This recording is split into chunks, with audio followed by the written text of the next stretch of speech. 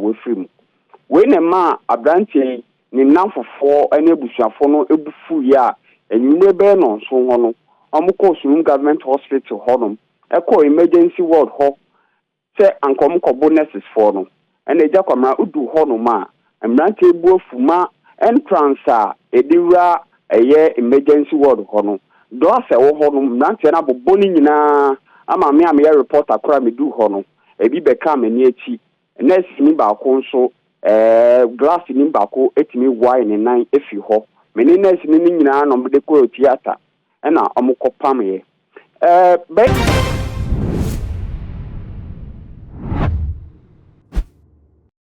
Abusia minus for ebu afu pa a o ma sorry e wo Suhum government hospital we bisa say Suhum government hospital any minus there anka the track aben any wom video bi a mani akwakobo so kire se ne Suhum fo ebu asiefu Suhum government hospital ne se ne o ma ditwi akogu hospital ho akosese hospital ho ne ma abusia esewani ne so ka kire sa video no na mensa ka me de ba besum na message so be subscribe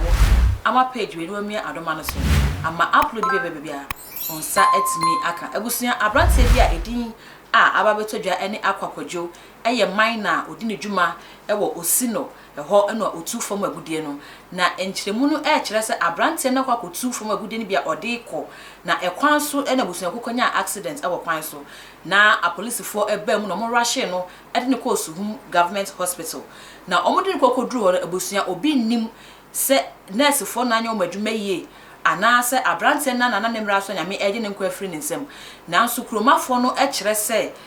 eye na accident na abrante ne nyae no ntremu no kire se ne nan keke na ekaaye anhyeda wo emprakase obetimi age ne nkwa ede free nsem no mde kodu hospital ho kra no na otimi kasa obisa na sem a otimi ene udi nkomo no mutwa mo koba yesisi ye mo kire se abrante no agem eno na omanfo no se omonti asefi se enye konye no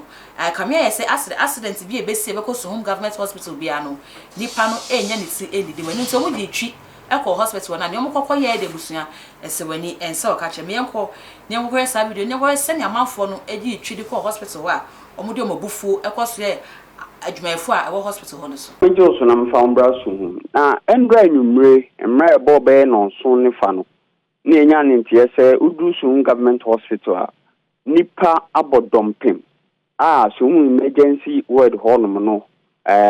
nipa no buafu yie pa omakogu emergency honum a omosese niema enti eboshi na yekọ honum yedu honum a nipa kire se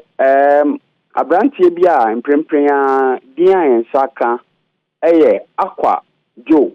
na akwa jo e minor a owonsawom na ndra no fi eye akra na no de nani akere ensawom na mra odu Suhum eye boy fita krobi afa boy fita no na eka ekura no na odremika enti no de kohwe atekreta bito eba ne saa no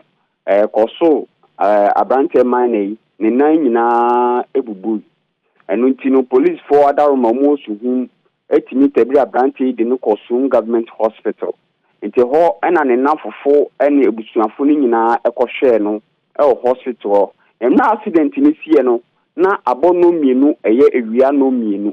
enti no hospital honum na amkohwe no family susu se nurses for no ejinejina no ho saa enti ebo be no num honum no na busuane te se abrantie no entimi antena atasfo asase so a wefrim we ne ma abrantie ni namfofo ene busuafo no ebufu ya enyume be no so ho no omko Suhum government hospital honum eko emergency ward ho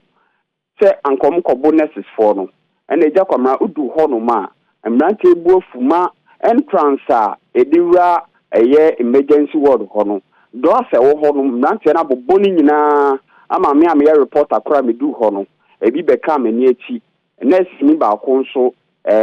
glass ni mbako etimi wine nan efi ho meni nurse ni nyina no mde ko theater na omukopam ye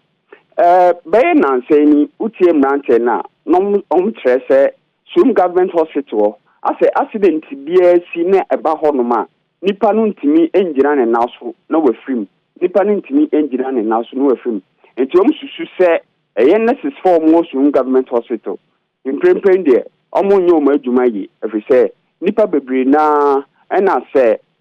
emergency biba na se omo de won ba emergency center honoma omo ntimi ntina certify asase su no mafim nti we de omo ntia se accident asi na omo yonko anaso mabusuani no ne nan na etwitwa na so nan keke etimi kum nipa de a na nurses for no entimi anye omo adwuma yi we na koso gidigidi pa Suhum government hospital o mra abo no so ene fa police for ayi wo Suhum adaroma etimi ba ya no ma ajobrel esi wo Suhum nteja kwa ma ba Suhum a na nwumre no nia esi ye no abrante nya kwanhye de ko Suhum government hospital no anes for no ahwe no kura ana sa wo hwe no duru baabi ena wo mu gyaye de potene sanfo ni obetumi twede a kire wo sa no ho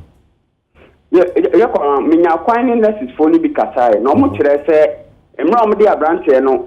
accident ni si om de abrante no rush ba hospital omo ma fam de omo ye papa yi ani se abrante no om de ba na ne nan nyina prepare nti no mbo modea eye ni omo beye hwe se om be hwe ne nan na ne nan no etimi aton anaso wetimi agina ne naso biem nanso emra bo beye no num ene famu honom no omhwe abrante no ne condition na ano ya yeden enti no omhwe se anka omo be refer no to Koforidia enti reference ni mu na omo proceed no na abrante no entimi antena atasefo asase so nanso ebusuan no so ene namfo ni susu se da bi tama omo hwe abrante no timi kasa ekura ma omo ni di nkomo ekwa eti papa yi nti omo nti ase se bo no num ni fa no abrante ne ntimi antena ati biom eno nti ne eno na omo susu se na nurses for no mo ho no ena ntimi anya omo adwuma yi eno nti na abrante ne fim we na ma omo timi ko hospital ha omo kokoso gidigidi no won ma fa na ko theater sansa kwanhia ba sa na ye de nipa no ko theater na doctor for ko hwe se ye betumi apamba be betumi ayi bibi won ma fa na ko na omo ye den che se esi ehunu ho ni ye se na be betumi aboa ma won mo empanyfo etie na betumi to ho na mo yi se ye de ne ko ye na o man first aid bia na omo de to ho ana se no mo prepare for theater ana so omo de na ko theater na omo de ba to ward ho net say yo ejakobra na me hwe se metimi ni medical superintendent o Suhum akasa na so my friend na ne phone call but ontimi emfai na me pese sanse mi se we nyina metimi bisa no se eba ne sa no timi ko theater ko pimpam ne na ana se timi ko hwe ni ana se doctors for etimi gina no ho ana se emergency honom no nurses for na etimi hwe no hwe se obe stabilize kakra and sana o metimi a refer na o metimi a refer no na so and pay medical superintendent of that Suhum no ma bona hu memu amensanka ne ntimi saka na sa nsembise nyina mabisa no na ejakwa mama sanfro na mama etiefo na hwefo aswati abrante no ye ne mindset adwuma no we wote bebi o ye ne mindset adwuma no me ti se ne confession wo atim osino okay atim osino nti wona na oba ba sin akọ nti ofin kran no tie sa pepepe I see yeah ye beda se ano abusia akwa video no hu se ne Suhumfo no agi etwi ko hospital ho ede omabufuo ekogu a doctor fo ne a nurse fo a ewo ho kire se eye wom ena omo anhwe omodehye ne yom ye nhwe han ede hwe omodehye no ma odi free mu na we enye ko enye no ya toato aso ede ewo Suhum government hospital fi se kamera se na sentem accident bi be mo de be ko Suhum government hospital bia no na nipa no ahwere ne kwa na eno ena omo anfo no kire se Romanit me fam branch wo monsem enkonkoye ne omkoye e wo hospital wo fi se wo mu e no mote omadwuma ase no mo nim se ne wo se omoye omadwuma se fenti se bibi se kosi na se eji bum e de kogu hospital hospital na den e na ye kira foforo so e wa bonza na se den e na ye kira wo mu omoye adwuma e wa yaresabe we sa kwampo na wo mu omoye adwuma e wa yaresabe ho no so omo nkwa e da asem nti bi kwampo kire se a doctor fo na nurse fo nkwa betime gina wesu aka se ne sa de omo so omo nya adwuma e wo hospital ho bim na eno no e na kromafo no womo pa na asen e na won so wadwen e kirew e won nsem mu ne kromafo no ye nenu ano no anani apomdinfo ye no so enu anma ye hu e wo comment ha e ye too much just subscribe my page mi adoma no so ama upload be bia on sa etimi aka